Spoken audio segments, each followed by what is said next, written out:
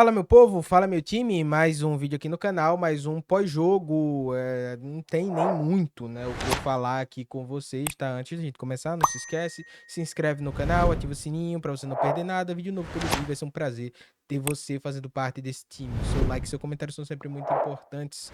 Vamos falar aqui do que foi, né, ou do que não foi essa partida entre Nacional e CSA, tá? Para quem acompanha aqui o nosso trabalho, vocês veem que eu sempre tento fazer a análise, né, por meio do que foi o jogo. Então a gente tenta trazer uma análise profunda do que foi a partida no primeiro tempo, no segundo tempo, e assim a gente norteia, né, a nossa conversa aqui. Mas também não tem como primeiramente fazer uma análise muito complexa do primeiro tempo, porque o primeiro tempo do CSA foi horrível, horroroso.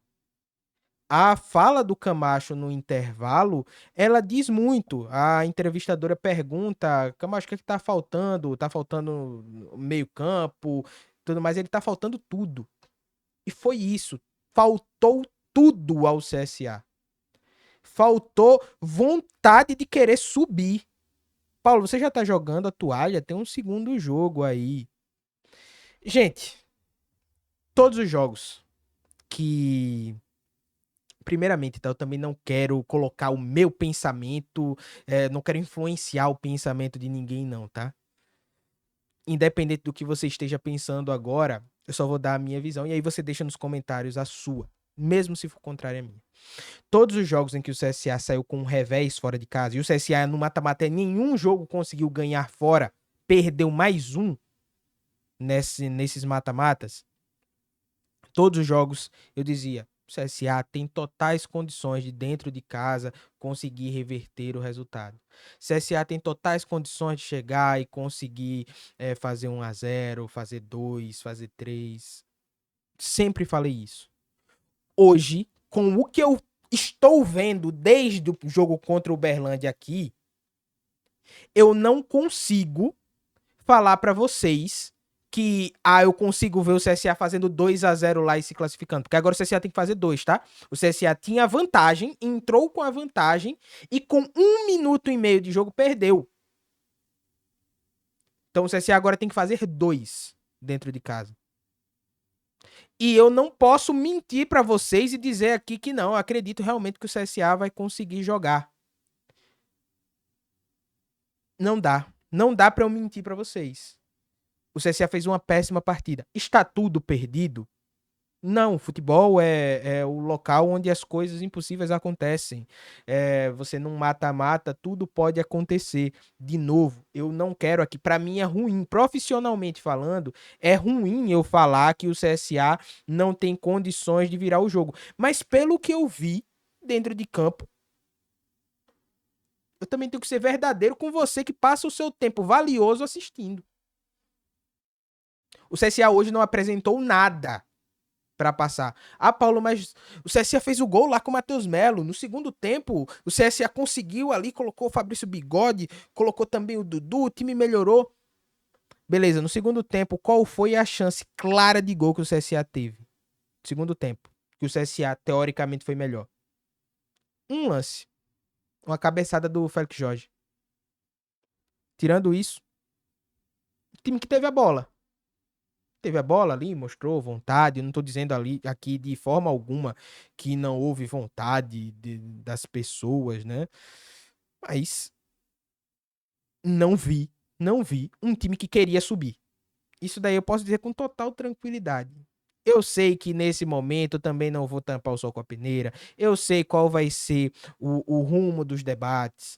Vai ser as questões extracampo, eu sei.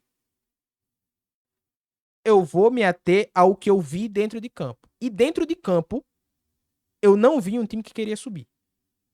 Não vi de forma alguma um time que estava disputando o acesso. E em 90 minutos num jogo de 100. Aliás, em 90 não, porque o último gol saiu ali com seus 30 e poucos, né?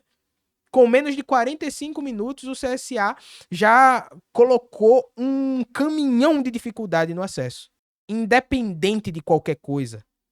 Independente de qualquer coisa. jogadores, comissão técnica, quem quer que seja, ninguém tem o direito de fazer o que fizeram nesse primeiro tempo. Uma partida horrível, horrorosa. Mas vamos lá, vamos conversar sobre o time. Porque sim, independente das coisas que a gente fale aqui, tem um porquê. E quando eu olho a escalação do CSA, você entende muito bem o porquê que o time estava batendo muito cabeça. Né? Você mudou a zaga, né? Você coloca o Michael, né? Enfim, é Mikael, né? O nome do zagueiro, porque ele jogou pouco. E ele hoje também ele jogou pouco, tá? Ele acabou saindo machucado. Mas o Moacir, ele faz essa mudança na zaga. Então, ele deixa o Rafael Castro, que é um zagueiro que chegou recentemente. Teve tempo de treinar, mas chegou recentemente.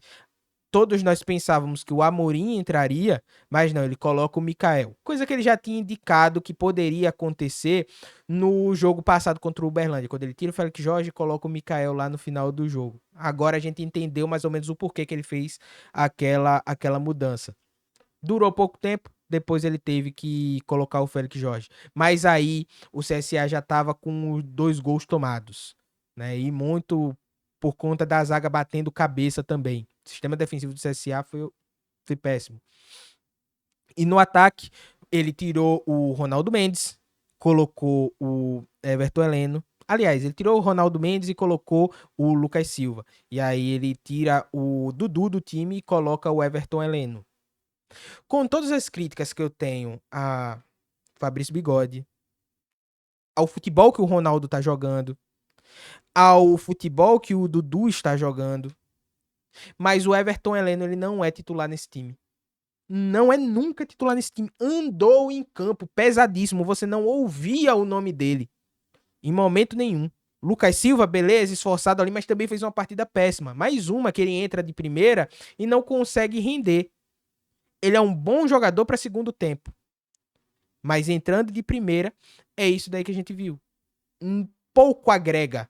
Pouco agregou como centroavante, pouco agregou jogando pelos lados. Depois o Moacir, ele inverte. E não sei se vocês repararam, mas na parada, na primeira parada de hidratação, o Camacho, ele falou diversas vezes que o meio estava aberto. O meio tá aberto, a gente tá fazendo o jogo que eles querem, a gente tá jogando muito separado, o meio tá aberto. Ele falou diversas vezes. E parecia que ele tava falando com a parede. Porque continuou assim. Veio mudar no segundo tempo com as substituições.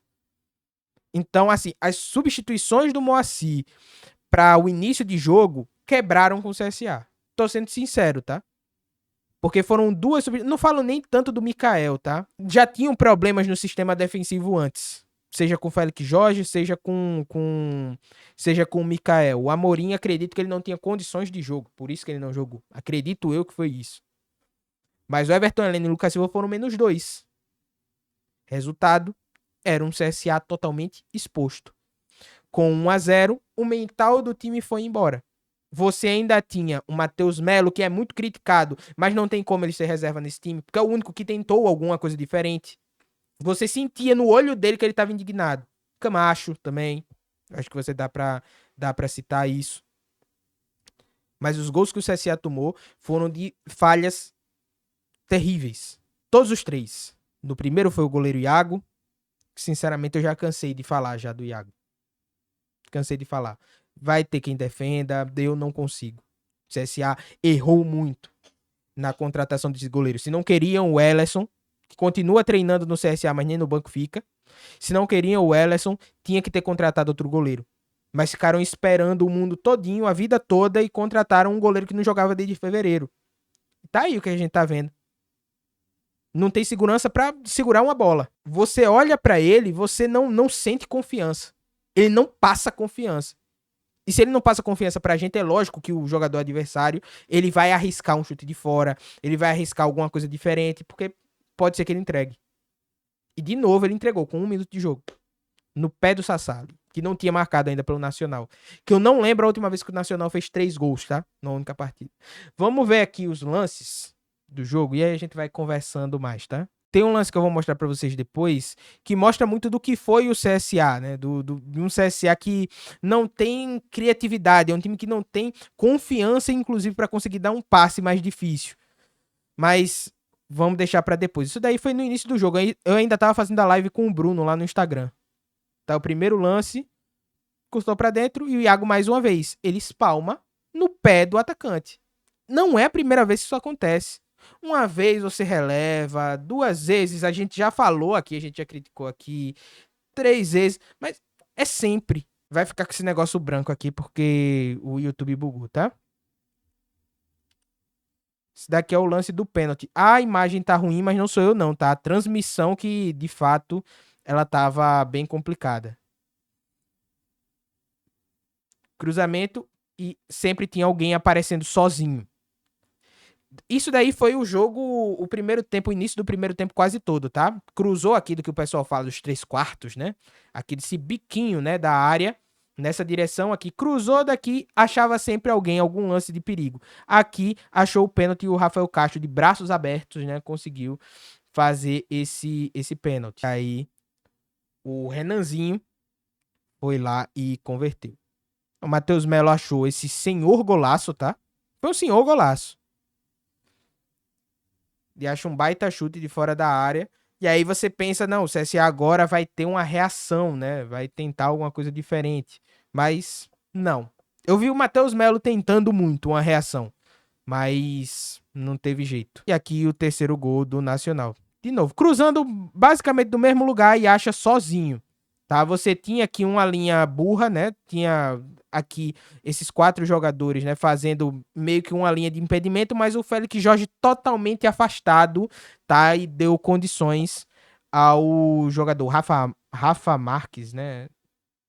Rafa Marcos do Nacional. 3-1, foi isso. O CSA não criou muito mais no segundo tempo, mas teve esse lance daqui para ilustrar bem o que foi o CSA, o que é o CSA, o que vem sendo o CSA, né, no jogo, como também há muito uma falta de confiança de dar um passe que nem é tão difícil, tá? Que você tem o replay, né, o Alan James, ele escora bem para o Dudu tá de frente. Você tem aqui o Rian Santana que entraria sozinho em condições de fazer o gol, tá? O Dudu, ele prende a bola e nisso que ele prendeu, ele toca no Rian Santana, que já estava totalmente impedido. Então, assim, tomada de decisão do CSA, péssima, péssima. Não tem muito o que a gente dizer, tá? É tentar ir para o segundo jogo. Obviamente, você tem um segundo jogo, você não vai abrir mão de tudo, mas o que eu vi foi um time totalmente entregue.